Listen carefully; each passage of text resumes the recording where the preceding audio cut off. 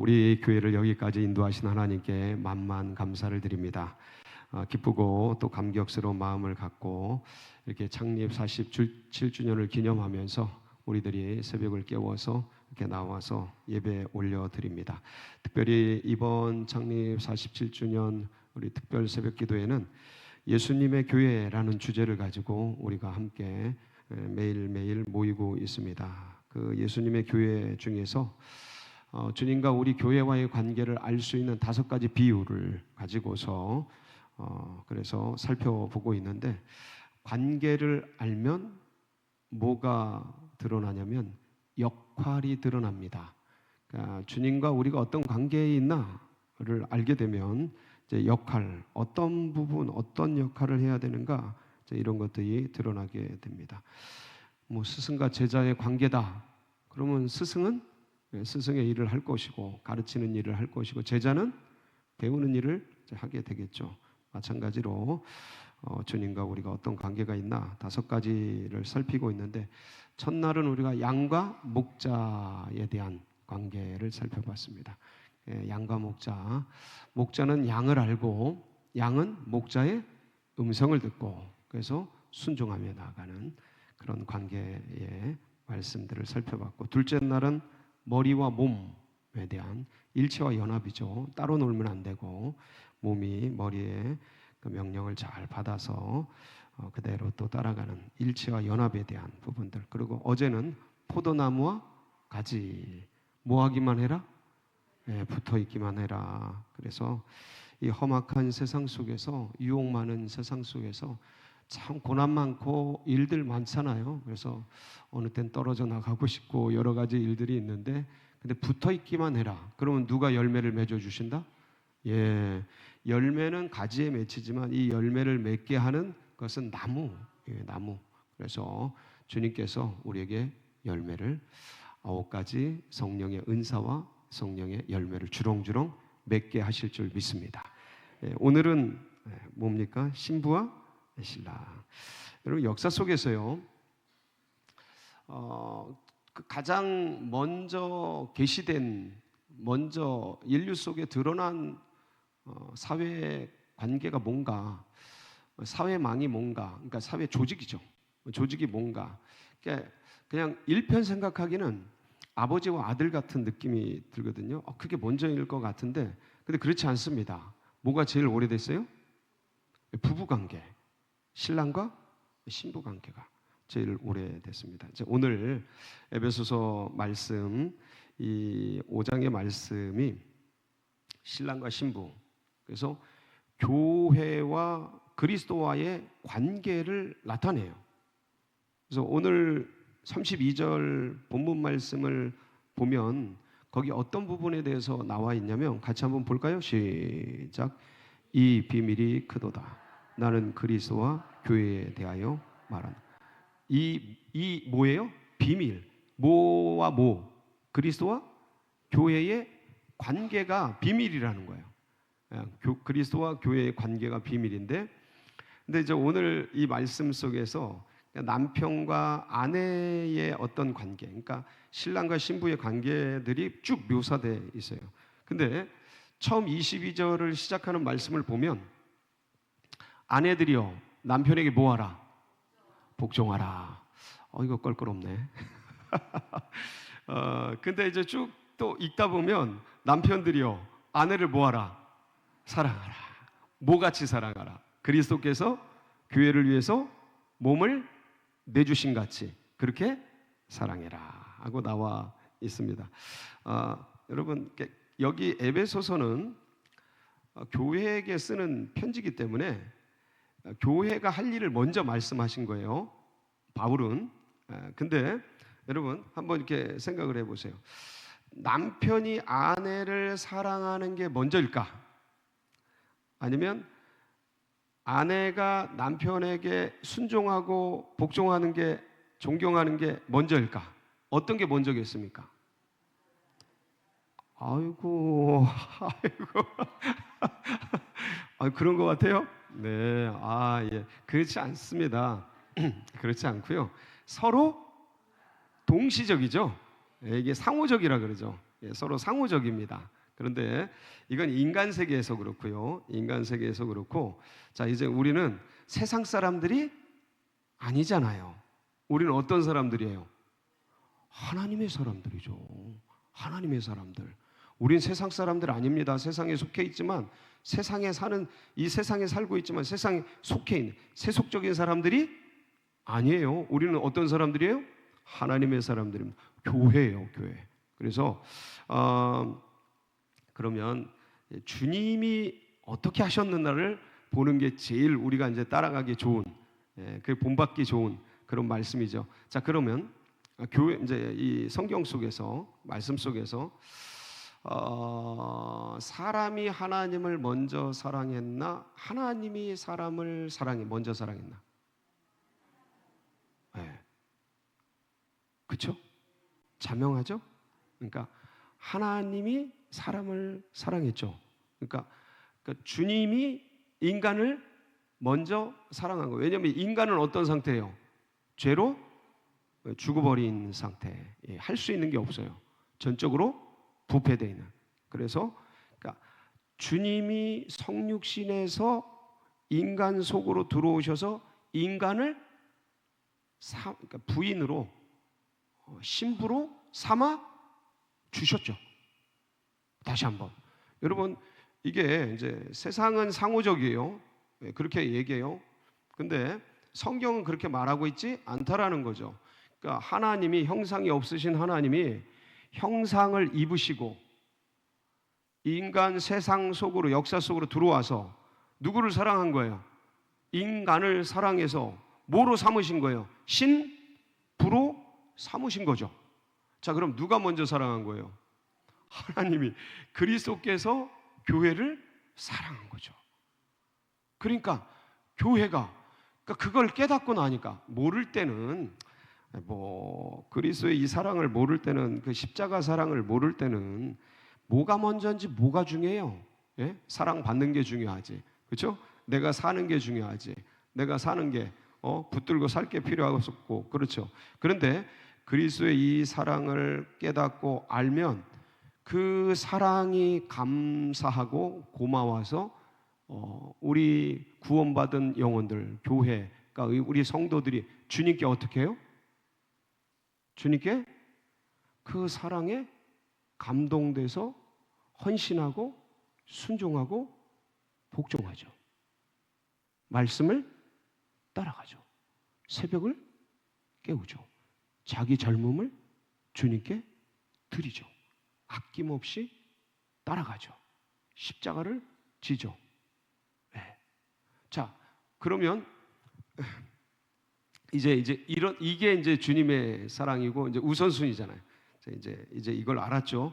그러면 믿음의 백성들인 우리는 물론 서로 상호적이어야 합니다. 근데 잘 따지면 뭐가 먼저예요? 남편이 아내를 사랑해 주는 거예요. 여러분, 이게 먼저입니다. 이게 먼저예요. 끝까지 사랑하세요. 근데 그게 돼요, 안 돼요? 제정신 갖고 안 돼요. 제정신 갖고. 그러니까 뭘 힘입어야 돼요? 성령. 주님께 나아가야 돼요. 주님 기도하고, 안 되는 나를 쳐서 주님께 복종시키고, 그리고 주님의 사랑을, 이런 쓰레기 같은 나를 주님이 먼저 사랑해 주셨구나, 이걸 깨닫고 또 붙잡고, 그 십자가의 은혜를 붙잡고 끝까지 나를 쳐서 주님께 복종시키며, 안 되는 아내를 어떻게 해요? 사랑해야 돼요. 이게 깨지니까, 이게 무너지니까 사회가 무너지는 거예요. 그래서 이 남편의 끝없는 한결같은 사랑을 경험한 아내들은 어떻게 하겠습니까? 남편을 사랑하고 존경하고 따르고 순종하고. 아멘. 이 아름다운 관계가 계속해서 주님 부르시는 그날까지 이어지시기를 축복합니다. 이 신랑과 신부의 관계는 역사 속에서 가장 우선됐어요. 오늘 말씀에도 바로 그 이야기를 하고 있잖아요. 이 비밀이 크도다. 나는 그리스도와 교회에 대하여 말하노라 하면서 들었던 이야기가 뭐예요? 31절이에요. 이게 지금 32절에서 이 비밀에 대해서 말하는데 이 얘기를 하기 전에 바로 들었던 얘기가 31절이에요. 거기 뭐라고 나와 있어요? 한번 볼까요? 시작.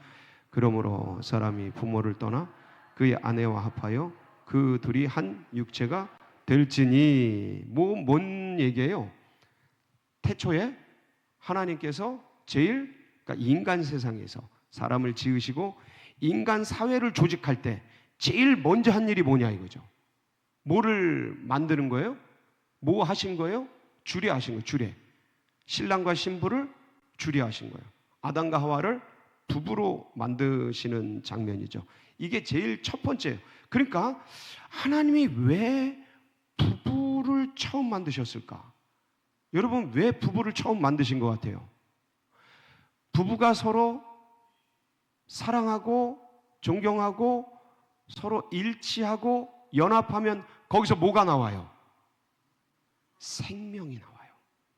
다시 한번. 서로 부부가 사랑하고 존경하고 연합하고 일치가 되면 거기서 뭐가 나온다고요? 생명이 나오기 때문에. 그러니까 보세요. 하나님이 성삼위 하나님이 성부 성자 성령 하나님이 서로 깊이 사랑하니까 거기서 뭐가 나와요? 가장 좋은 것들이 나오는 거예요. 생명과 창조와 만물과 아름다운 빛들이 거기서 나오는 거죠. 예. 성삼위 하나님의 깊은 사랑 속에서 나온 게 누구예요? 인간들이에요. 인간.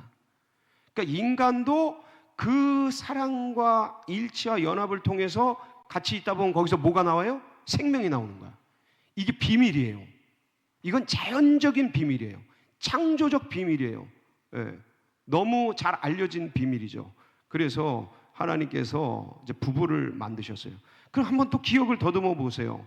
아, 이 신랑과 신부의 모습이 태초부터 드러났구나. 아, 하나님은 이 부부를 통해서 하나님의 풍성한 삶을 살 수 있도록 그렇게 지어 놓으셨구나. 그 예수 그리스도께서 이 땅에 오셔서 요한복음에 보면 첫 번째 기적을 행하시죠. 어디서 기적을 행하셔요? 예, 요한복음 2장 보면 가나의 혼인잔치에서 물을 포도주로 만드셔서 망칠 수 있는 결혼 예식을 어떻게 해주셔요? 완성해 주셔요. 예수님께서 성부 하나님은 태초에 부부를 만드셨어요. 첫 번째 인류사의 조직을 만든 게 부부예요. 성자 하나님은 이 세상에 오셔서 첫 번째 행한 기적이 부부 이 결혼식을 완성시켜 주시는 거예요. 자, 그러면 성령 하나님은 최후의 마지막 역사 속에서 이루시는 역사가 뭐냐면 뭐겠어요? 당연히 어린 양의 신부와 어린 양이 혼인잔치를 하는 거죠. 요한계시록 21장 1절, 2절, 9절, 11절 한번 쭉 같이 한번 읽어볼게요. 시작. 또 내가 새 하늘과 새 땅을 보고 처음 하늘과 처음 땅이 없어졌고 바다도 다시 있지 않더라. 또 내가 봄에 거룩한 성 새 예루살렘이 하나님께로부터 하늘에서 내려오니 그 준비한 것이 신부가 남편을. 자, 여기 보면 거룩한 성 새 예루살렘이 내려오잖아요. 이게 신부예요. 신부. 그리고 어린 양이 어린 양이 누구예요? 예수 그리스도. 저 거룩한 성 새 예루살렘이 누구예요? 교회예요. 교회. 그리고 이제 남편을 위하여 단장한 것 같더라. 그래서요, 7대접을 가지고 마지막 7장을 담은 7천사 중 하나가 나와서 내게 말하여 이르되 이리 오라. 내가 신부 곧 어린 양의 아내를 내게 보이리라 하고 성령으로 나를 데리고 크고 높은 산으로 올라가 하나님께로부터 하늘에서 내려오는 거룩한 성 예루살렘을 보이니 하나님의 영광이 있어 그 성의 빛이 지극히 귀한 보석 같고 벽옥과 수정같이 막더라. 그러면서 거룩한 성 예루살렘과 어린 양이 혼인잔치하는 모습을 성령께서 쫙 보여주시는 거예요. 이게 계시록의 끝 모습이에요. 그러니까 인류 역사를 완성하는 것이죠. 자, 이렇게 하나님께서 우리를 뭐로 불러주셨어요? 신부로 불러주셨어요. 어린 양 그리스도 예수의 신부로 교회를 택해 주신 거예요. 아까 그 보았던 거룩한 성 예루살렘. 그래서 자, 그러면 신랑은 신부를 위해 목숨을 걸고 십자가에 달리기까지 전부 비유입니다. 지금 목숨을 걸고 이제 사랑하는데, 그러면 신부는 신랑을 위해 뭐를 해야 될까요? 거룩한 성 예루살렘, 순결을 지켜야 돼. 순수. 이걸 뭐라 그러면 성결을 지켜. 거룩해야 돼. 내가 거룩하니? 그래서 이 말씀이 나온 거예요. 거룩의 본질이 뭐냐면 구별되라는 거예요. 뭐 인간이 거룩하면 얼마나 거룩하겠어요? 그냥 다만 세상과 구별되어라. 구별된 삶을 살아라. 그 구별된 삶을 제정신으로 살 수 있겠어요? 쉽지 않아요. 살아보면 쉽지 않아요. 그렇게 하고 싶은데 뜻대로 돼요, 안 돼요? 인간의 의지, 인간의 안에는 두 가지 의지가 다 있어요. 욕망을 향한 의지와 거룩을 향한 의지가 다 있어요. 그래서 그때 막 넘어지고 쓰러지고 어느 때는 됐다가 안 됐다가 그렇습니다. 인간이 환경이 열악해지면 휙 넘어가고 뭐 별게 다 나와요. 내 안에 꾸정물이. 그런데 어느 때는 또 괜찮아지면 또 이렇게 뭐 거룩한 모습도 나오고 그런. 이게 인간 안에 있는 더러운 욕망, 이거를 내가 내 마음대로 통제가 안 됩니다. 그래서 뭘 의지하라고? 성령을 의지하라고 주님께서 성령을 보내주셨어요. 그리고 우리에게 예수 그리스도 이름을 부를 때 성령이 역사하도록 함께 해주셨어요. 그래서 이게 우리의 이 순결함, 우리의 순수함, 우리의 거룩함을 지킬 수 있는 유일한 힘이죠. 그러니까 신랑과 신부의 관계가 설정이 됐어요. 신랑은 신부를 위해 목숨을 걸어요. 십자가에 달려 돌아가셨어요. 역사 속에 다 드러났어요. 그럼 신부된 교회는 신랑을 위해서 할 역할이 있어요. 해야 될 게 있어요. 그게 뭐라고요? 거룩한 거예요. 순결한 거예요. 순수하게 자기를 세속으로부터 지키는 거죠. 근데 그게 그냥 안 되니까 계속 뭐를 붙들어라? 성령을 붙들어라. 성령을 의지해라. 주님의 거룩한 만큼 인간이 거룩을 따라갈 수 있는 세상 사람들이 도대체 어디 있냐? 아니, 교회 안에 그런 사람이 어디 있냐? 하나님의 거룩한 만큼 그걸 쫓아갈 수 있는 그리스도의 그 아름다운 그만큼 거기에 걸맞는 인생을 살 수 있는 신부들이 세상에 어디 있냐? 다 부족하고 모자라다. 내가 스스로 보기에도 참 한심할 때가 한두 번이 아니다. 그래도 절대 포기하지 말고 뭘 붙들어라? 성령을 붙들어라. 그러면 우리의 인격과 우리의 행실을 보고 우리를 거룩하다 하지 않냐고, 뭘 붙든 우리의 모습을 보고, 성령을 붙든 우리의 모습을 보고, 주님을 붙든 우리의 모습을 보고 그걸 거룩하다 하는 거예요. 우리의 행실이 온전하면 얼마나 온전하겠어요. 하나님의 눈으로 볼 때 우리가 뭘 한들 그 동기가 100% 정말 순수한 동기로 뭘 할 수 있는 그런 인간이 몇이나 되겠어요.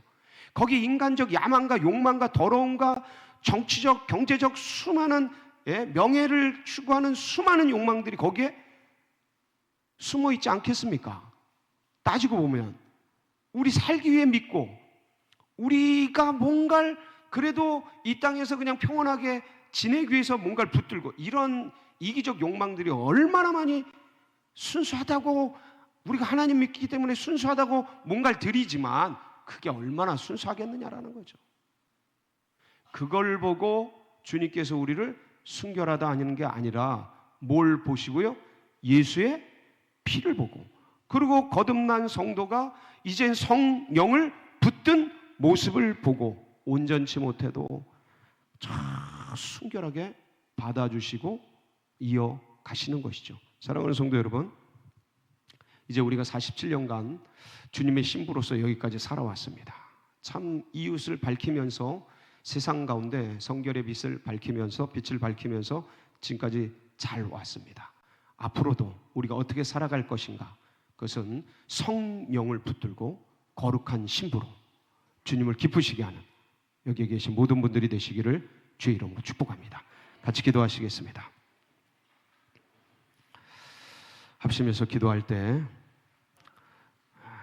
주님, 그렇습니다. 우린 부족하고 연약하지만 우리를 신부 삼아주시고 교회 삼아주시고 주님의 놀라운 사랑과 은혜를 십자가에 다 쏟아서 하나님 거룩하게 하나님 맞아주셔서 감사를 드리면서 주님, 그에 걸맞는 하나님 신부로서 순결하게 또 정결하게 하나님 거룩하게 성결하게 하나님 오늘도 살아가도록 성령으로 기름 부어 주시옵소서. 우리 사모하면서 주여 다 같이 부르짖고 기도하며 나갑니다. 부르짖습니다.